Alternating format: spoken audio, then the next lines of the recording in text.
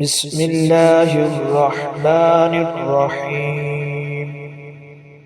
کچھ لوگ کہتے ہیں کہ انہوں نے نبی کریم صلی اللہ علیہ وآلہ وسلم کے وصال مبارک کے بعد حضرت صدیق اکبر رضی اللہ تعالیٰ عنہ کو یہ فرماتے ہوئے سنا کہ اس جگہ گزشتہ سال نبی کریم صلی اللہ علیہ وآلہ وسلم کھڑے ہوئے تھے۔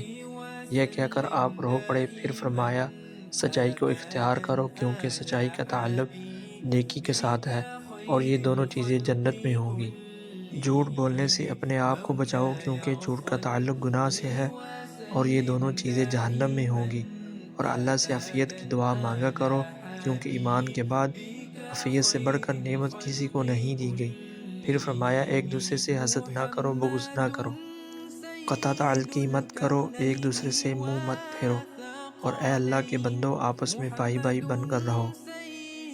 حضرت صدیق اکبر رضی اللہ تعالیٰ عنہ سے مروی ہے کہ جناب رسول اللہ صلی اللہ علیہ وآلہ وسلم نے ارشاد فرمایا مجھے اپنی امت میں 70,000 آدمی ایسے بھی عطا کیے گئے ہیں جو بلا حساب کتاب جنت میں داخل ہوں گے۔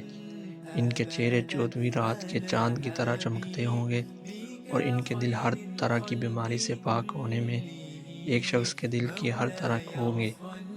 میں اپنے رب سے اس تعداد میں اضافے کی درخواست کی تو اس نے میری درخواست کو قبول کرتے ہوئے ان میں سے ہر ایک کے ساتھ مزید 70,000 کا اضافہ کر دیا۔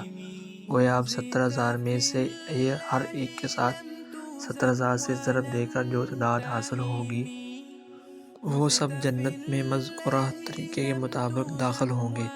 حضرت صدیق اکبر رضی اللہ تعالیٰ عنہ فرماتے ہیں کہ میری رائے کے مطابق وہ لوگ ہوں گے جو بستیوں میں رہتے ہیں یا کسی دیہات کے کناروں پر آباد ہوتے ہیں۔